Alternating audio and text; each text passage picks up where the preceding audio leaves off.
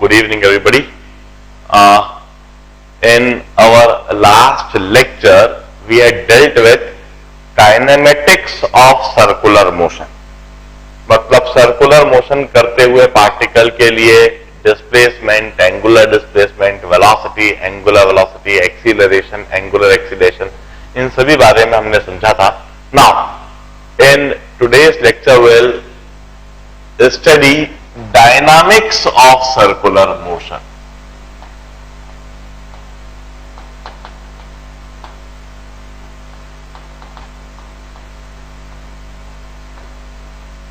देखिए,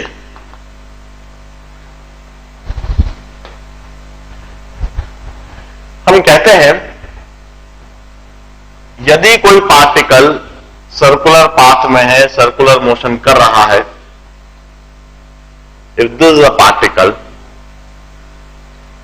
the mass of particle is m. Mass of particle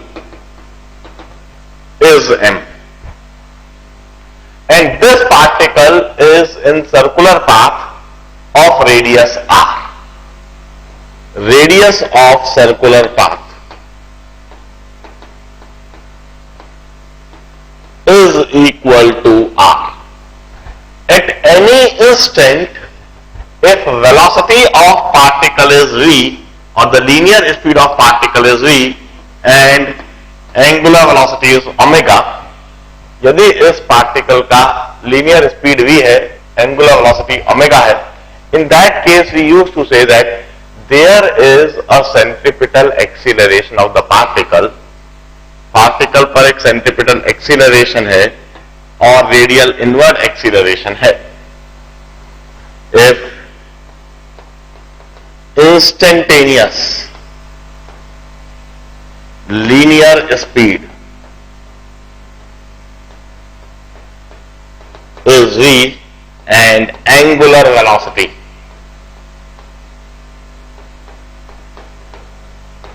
is omega, then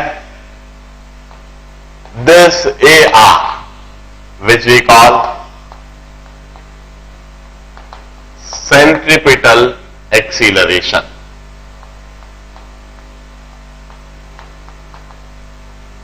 Now, what do you mean by this term centripetal?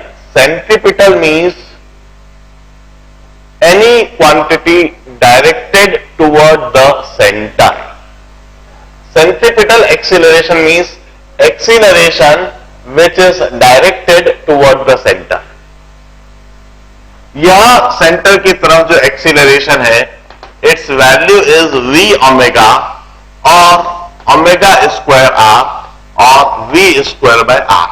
Now the thing is, यदि यह particle radially inward direction में accelerated है, in that case there must be some force acting on the particle in radially inward direction. इस particle पर radially inward direction में centre की तरफ कोई ना कोई फोर्स अवश्य लगना चाहिए.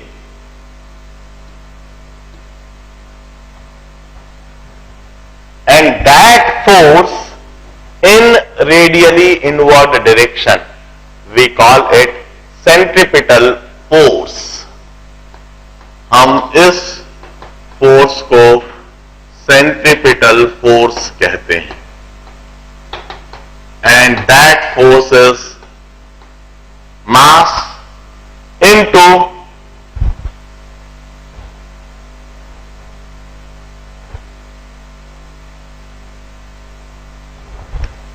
radial acceleration, or this is equal to mv square by r or m omega square r or mv omega. हम कहते हैं any particle in circular motion is constantly acted upon by a force in radially inward direction, and that force in radially inward direction we call it centripetal force. centripetal, the term means the direction along the center. The force which have got its direction always along the center. It means जब यह particle इधर है तब force की direction यहां होगी, जब यह पार्टिकल इधर है तब इस फोर्स की डायरेक्शन रेडियली इनवर्ट तब भी अलोंग द सेंटर इस तरह से होगी। जब यह पार्टिकल इस जगह पर है तब इस फोर्स की डायरेक्शन इस तरह से होगी और इस फोर्स का जो मैग्नीट्यूड होएगा that is always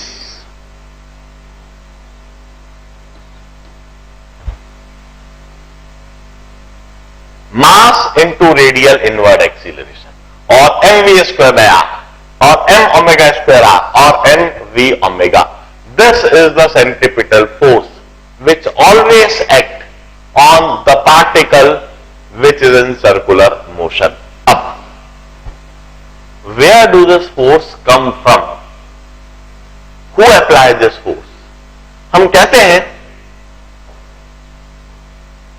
this force, यदि हम ग्रेविटेशनल सिस्टम की बात करें, यदि हम अर्थ और मून की बात करें, this is earth and this is moon and this moon is in circular motion round the earth. Now we know that earth attract any body toward its center, and that force due to earth is because of the gravitational pull of earth. That gravitational force due to earth, that would provide the necessary centripetal force. Moon पर लगने वाला जो अर्थ की वजह से जो gravitational force होएगा which is in radially inward direction, that would provide the necessary centripetal force. इसी तरह से हम सन और अर्थ की यदि बात करें, सन और प्लैनेट की बात करें, दिस इज सन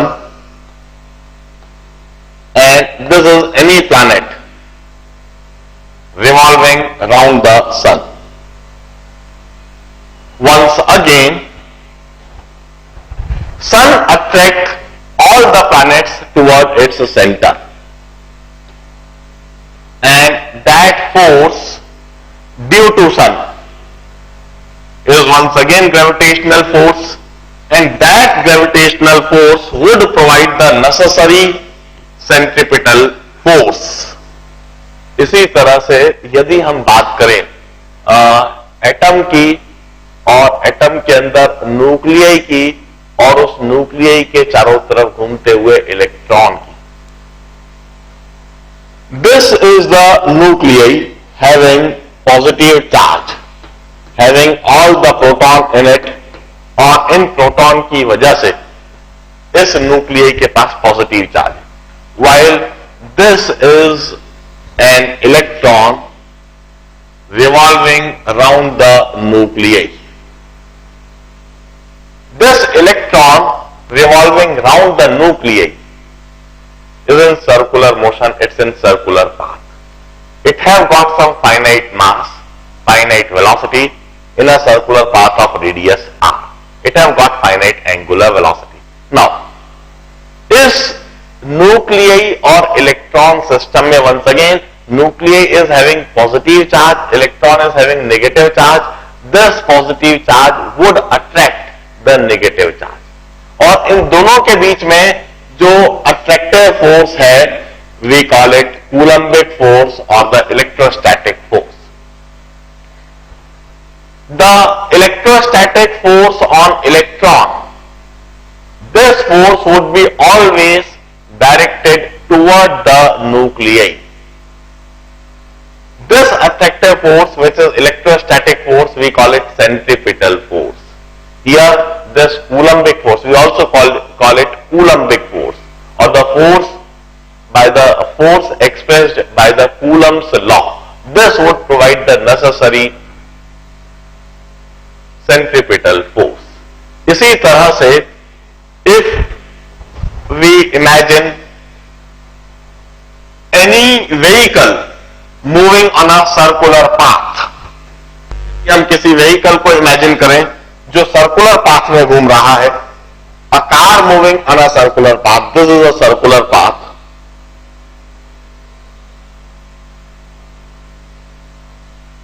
और इस सर्कुलर पाथ में there is a car moving with some velocity v at some radius r।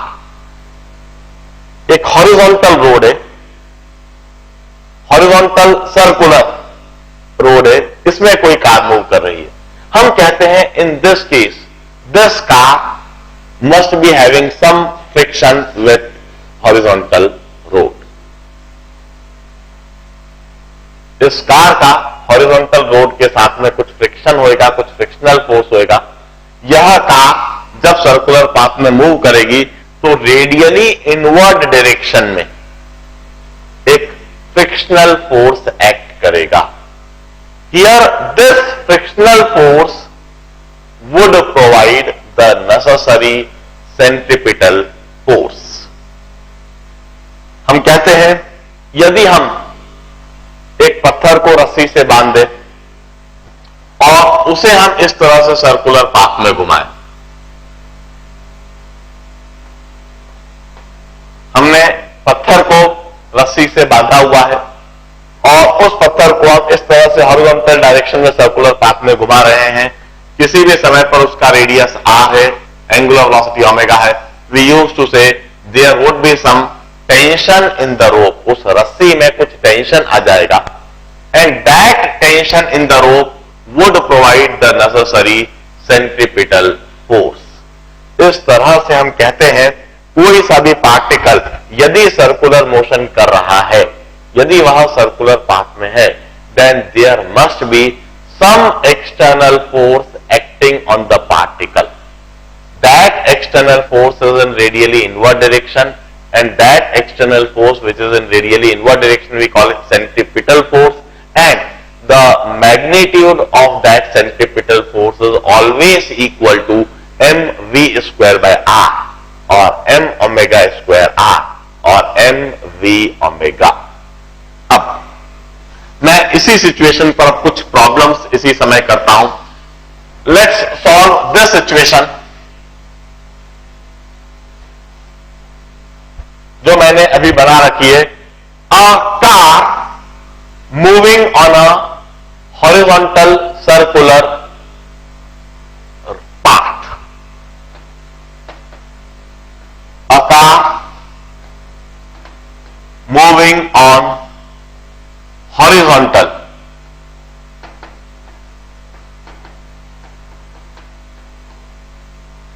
Circular path.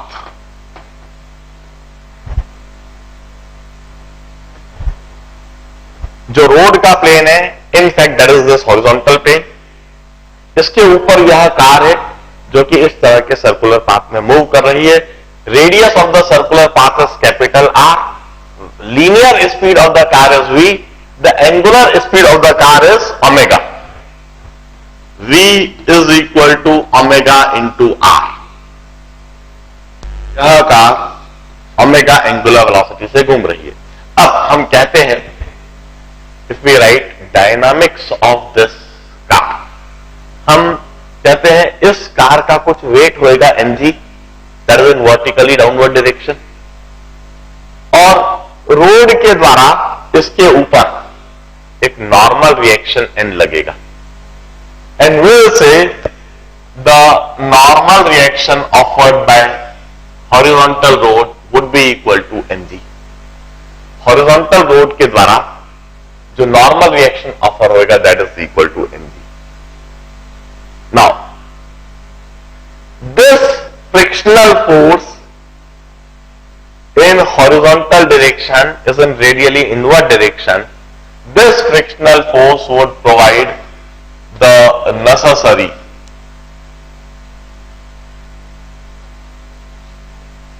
centripetal force, and this frictional force is equal to mv square by r. इसका radially inward direction में acceleration AR है, which is equal to v² by r। Now अब इधर हम कहते हैं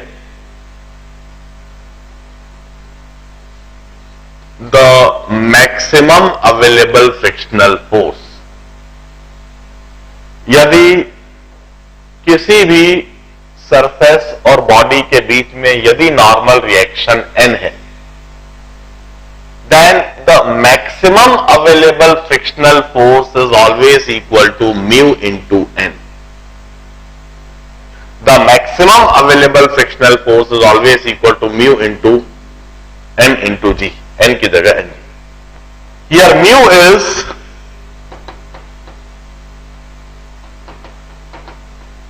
coefficient of friction। यदि mu coefficient of friction है तो हॉरिजॉन्टल रोड और कार के बीच में जो मैक्सिमम फ्रिक्शनल फोर्स पॉसिबल हो सकता है, that is always equal to mu into N. इससे ज्यादा फ्रिक्शनल फोर्स कभी भी कार और हॉरिजॉन्टल रोड के बीच में नहीं हो सकता। Mu is coefficient of friction and N is the normal reaction. n की जगह पर mg लिख दिया। अब हम कहते हैं at any instant this is the acting frictional force. This is acting frictional force and this is maximum available frictional force. This is maximum available frictional force. हम कहते हैं this acting frictional force must always be less than equal to this maximum available frictional force. इस जगह पर जो frictional force act कर रहा है किसी भी समय पर, that acting frictional force must always be less than equal to maximum available frictional force. ये कभी भी मैक्सिमम अवेलेबल फ्रिक्शनल फोर्स से एक्सीड नहीं कर सकता, क्योंकि यदि यह मैक्सिमम अवेलेबल फ्रिक्शनल फोर्स से एक्सीड कर गया तो इस मैक्सिमम शब्द का तो मतलब ही नहीं रह जाएगा। मैक्सिमम शब्द मतलब फ्रिक्शन फोर्स जब भी लगेगा तो इससे कम ही लगेगा, इससे ज्यादा नहीं लग सकता। तो जो फ्रिक्शनल फोर्स लग रहा है वो इस मैक्सिमम अवेलेबल फ्रिक्शनल फोर्स के या तो बराबर हो सकता है या इससे कम होगा। अब हम कहते हैं this is acting frictional force mv² by r and maximum available frictional force is mu mg। m से m cancelled, mu is greater than equal to v² by gr।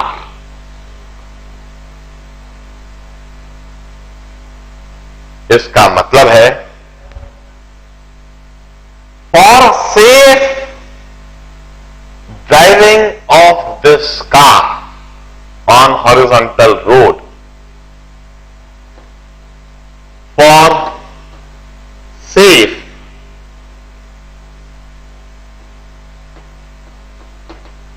motion of car on this circular horizontal road. यदि आप इस circular horizontal road पर car को बिल्कुल safely चलाना चाहते हो तो अब जो बातें मैं लिखूंगा, पहली बात, या तो आप कहेंगे mu should be greater than equal to v² by gr,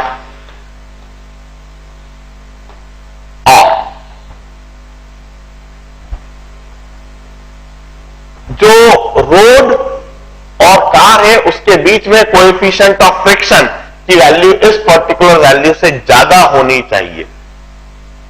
यदि कोएफिशिएंट ऑफ फ्रिक्शन इससे कम हो गया तो यह कार इस सर्कुलर पाथ में सेफली चलने के बजाय स्किड कर जाएगी।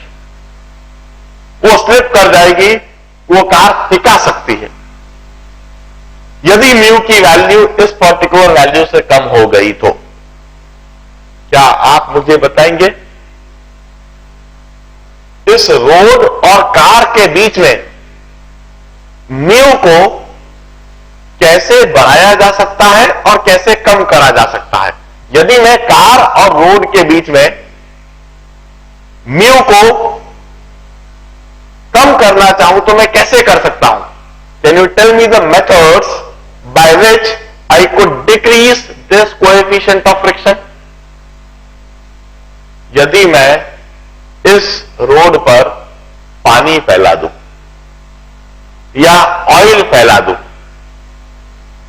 पानी फैला देने से, कीचड़ फैला देने से, ऑयल फैला देने से रोड और कार के बीच में कोएफिशिएंट ऑफ फ्रिक्शन कम हो जाता है। और यदि कोएफिशिएंट ऑफ फ्रिक्शन की वैल्यू इससे कम हो गई तो ऐसे केस में आप अच्छी तरह से जानते हो, जब आप गाड़ी चला रहे हो और गाड़ी चलाते हुए सड़क पर यदि कीचड़ पड़ा हुआ और आप एकदम तेजी से टर्न करने की कोशिश करो, आप टर्न करने के बजाय आपकी गाड़ी टिका जाती है। You may meet a severe accident, आपकी गाड़ी इस तरह से टर्न करने के वजह से टिका गई और आपके घुटने टूट गए। That may be the situation if यदि आप गीली सड़क पर चल रहे हो या किसी ऐसी सड़क पर चल रहे हो जहां कीचड़ पड़ा हुआ है, या फिर किसी ऐसी सड़क पर चल रहे हो जहां पर तेल फैला दिया गया है या बालू रेती पड़ी हुई है सड़क के ऊपर। इवन बिल्कुल बालू रेती, बारीक रेती यदि सड़क पर पड़ी हुई होगी तो उससे भी कोएफिशिएंट ऑफ फ्रिक्शन कम हो जाता है। और आई मे ऑल्सो राइट, यदि मैं GR को ऊपर ले जाऊं तो मैं कहूंगा V square must be less than mu GR और velocity must be less than under root mu GR। यदि आप सेफ ड्राइविंग चाहते हो तो दूसरी कंडीशन आप यह भी कह सकते हो, for safe driving your velocity must be less then this velocity. यदि आप गाड़ी को धीमी चला रहे हो तो आप सेफली इस सर्कुलर पाथ पे चलते जाओगे, मगर यदि आप वेलोसिटी को बढ़ाते हो और वेलोसिटी को बढ़ते बढ़ते यदि इस वैल्यू से एक्सीड कर जाएगी तो ज्यादा वेलोसिटी से चलाने पर once again you may meet an accident. Safe driving के लिए आप हमेशा सर्कुलर पाथ में अपनी वेलोसिटी को इस वेलोसिटी से कम रखोगे। यदि आप देख रहे हो कि सड़क गीली है, बारिश हो रही है, तो आपको एंश्योर करना होगा कि आपकी गाड़ी की वेलोसिटी कभी भी इससे ज्यादा नहीं हो, क्योंकि यदि इससे ज्यादा वेलोसिटी हुई तो वहां पर आपको फ्रिक्शन नहीं मिल पाएगा और फ्रिक्शन नहीं मिल पाने से आपकी गाड़ी टिका सकती है। और यू में से मैं इसी इक्वेशन को रीअरेंज करके ऐसे भी लिख सकता हूं, V square upon mu G. Your radius must be greater than equal to V square by mu G. यदि आपने शार्प टर्न ले लिया और शार्प टर्न लेते समय आपका रेडियस इस वैल्यू से कम हो गया, your radius if it is greater than this value तो आपकी सेफ ड्राइविंग रहेगी। और यदि रेडियस की वैल्यू इससे कम हो गई, जो मैंने इधर लिखी है, इससे कम रेडियस की वैल्यू हो गई, once again it's a unsafe driving. आपकी गाड़ी टिका सकती है, वंस अगेन आपका एक्सीडेंट हो सकता है।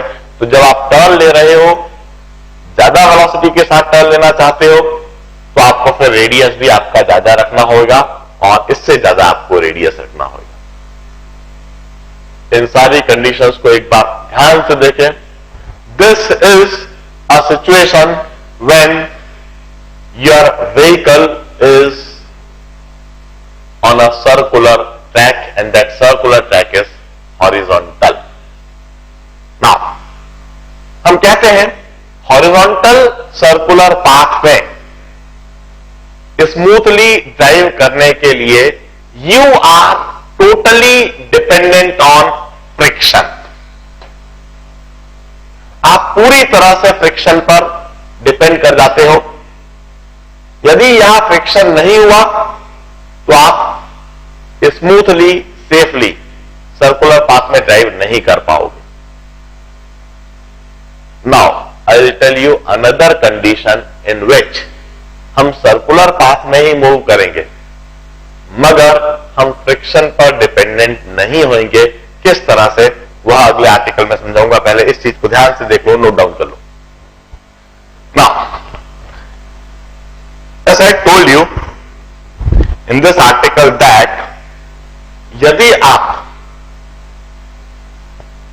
Circular track, horizontal circular track यदि परफेक्टली हॉरिजॉन्टल हो तो उस सर्कुलर ट्रैक पर मूव करने के लिए you are dependent on frictional force.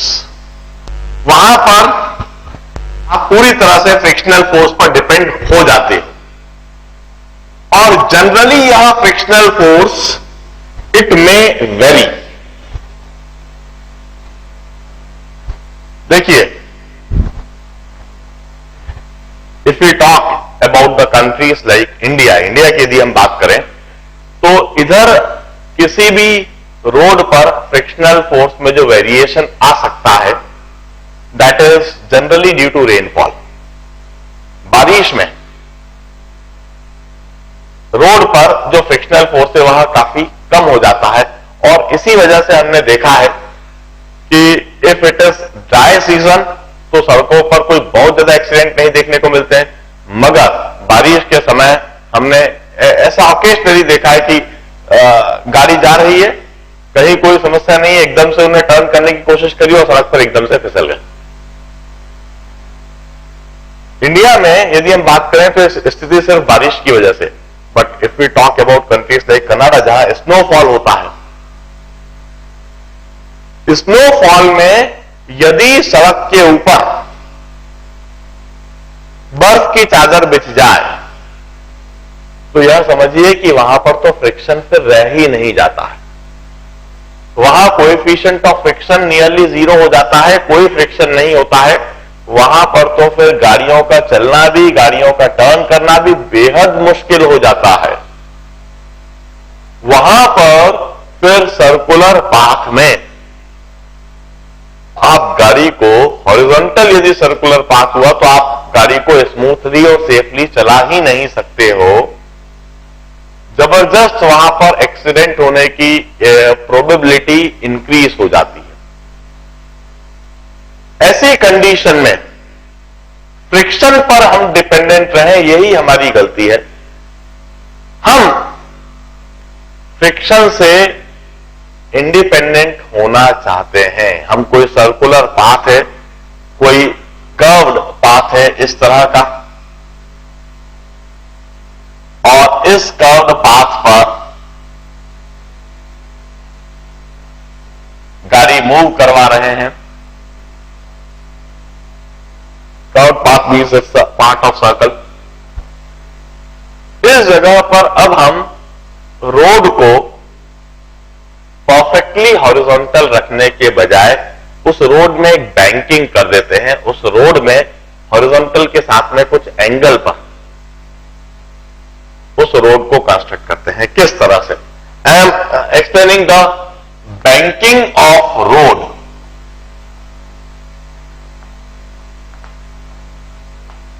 Banking of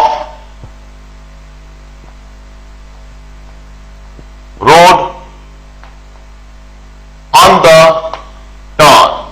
जब गाड़ी टर्न हो रही होती है, जिस जगह पर गाड़ी टर्न हो रही होती है उस जगह पर रोड को परफेक्टली हॉरिजॉन्टल बनाने के बजाय स्लाइट एंगल पर बनाया जाता है। किस तरह से बनाया जाता है इसे हम समझेंगे। देखिए, this is horizontal and the road is banked in this manner at some angle alpha or at some angle theta लिखता हूं।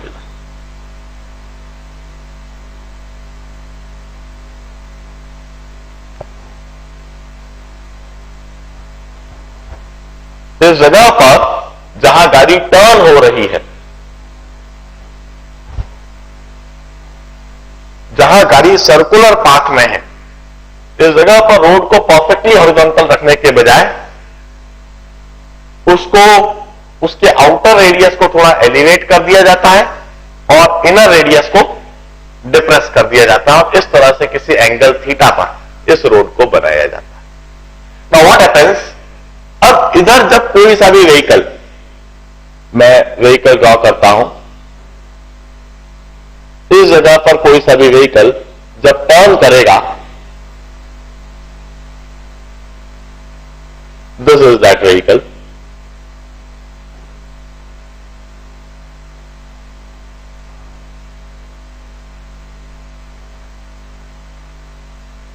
v is the velocity, r is the radius, and v is the velocity of the circular path. Now what happens?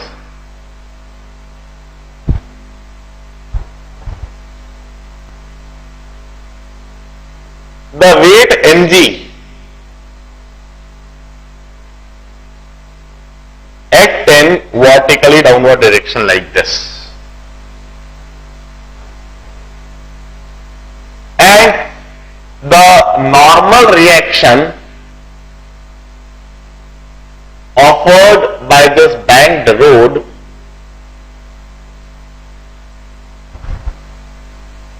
would act like this, and this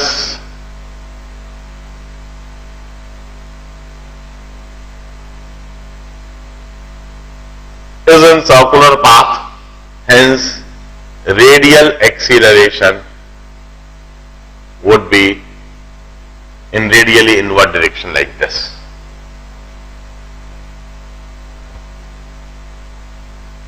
इस तरह से radially inward direction acceleration होगा। Now we used to से normal reaction को हम resolve कर सकते हैं, नॉर्मल रिएक्शन का एक कंपोनेंट वर्टिकल होएगा और नॉर्मल रिएक्शन का एक component radially inward circular path में इस तरह से होएगा। This component of normal reaction, if this angle is theta, तो यह एंगल थीटा होएगा। आप ट्रिग्नोमेट्री से इस बात को सोच सकते हो। आप इधर एंगल को कंप्लीट कर लो, दिस एंगल इज थीटा, तो आपको यह एंगल, आप लिमिट से सोच सकते हो कि इस रोड का बैंकिंग जीरो होएगा, थीटा की वैल्यू जीरो होती जाएगी, तो यह एंगल जीरो होता जाएगा। This angle would be theta.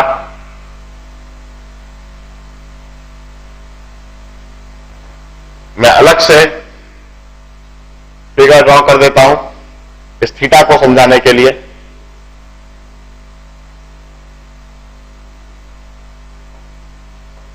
Normal reaction की डायरेक्शन यह मैंने दिखाई है, और एक कंपोनेंट यह बनाया है और एक कंपोनेंट यह बनाया है। यदि यह एंगल थीटा है तो इस एंगल को मैं ऑल्टरनेट एंगल कहूंगा, इसलिए यह थीटा हो जाएगा। यह 90 माइनस थीटा और इसलिए यह थीटा, इसलिए मैंने यह थीटा ड्रॉ करा है।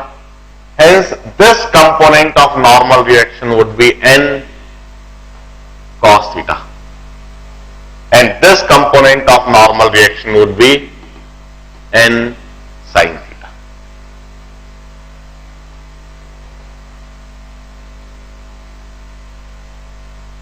Now, in this situation, this mg would be equal to n cos theta. ये जो mg है यह n cos थीटा होगा, while centripetal force would be offered by this n sin theta।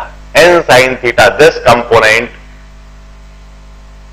would act as centripetal force. Here n sin theta act as centripetal force and it provide necessary centripetal acceleration.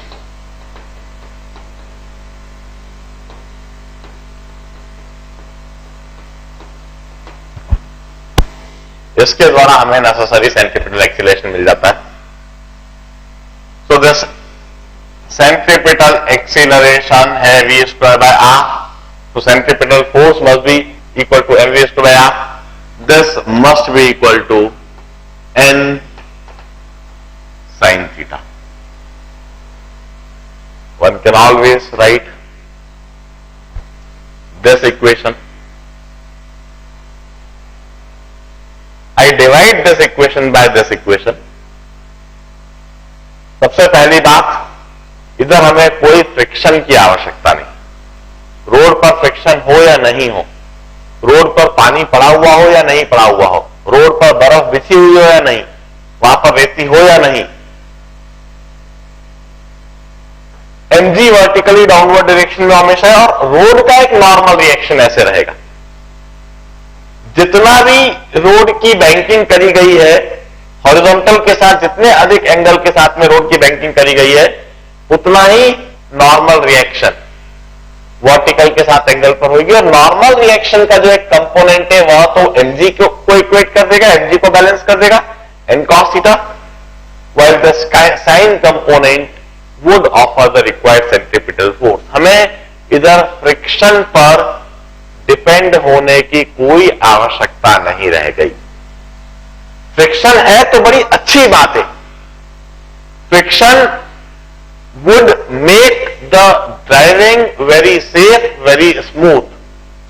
मगर friction नहीं भी है तभी normal reaction के इस component से हमें centripetal force मिल जा रहा है और ड्राइविंग फिर भी सेफ है.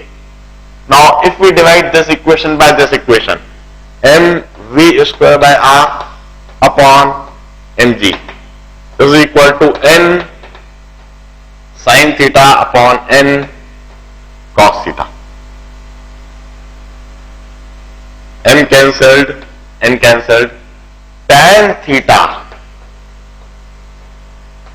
is equal to v square by gr or theta is equal to tan square of tan inverse of v square by gr. Now, while constructing the road, जब road को बनाया जाता है तब this angle theta is called angle of banking. Theta is banking angle of road. Road को बनाते समय यह रोड की बैंकिंग सही तरीके से करी जाती है. First of all the civil engineer who is designing that road, who is constructing that road, who is supervising that road, जो सिविल इंजीनियर है सबसे पहले वह यह बात को सोचता है कि इस जगह पर हम स्पीड लिमिट क्या रखने वाले.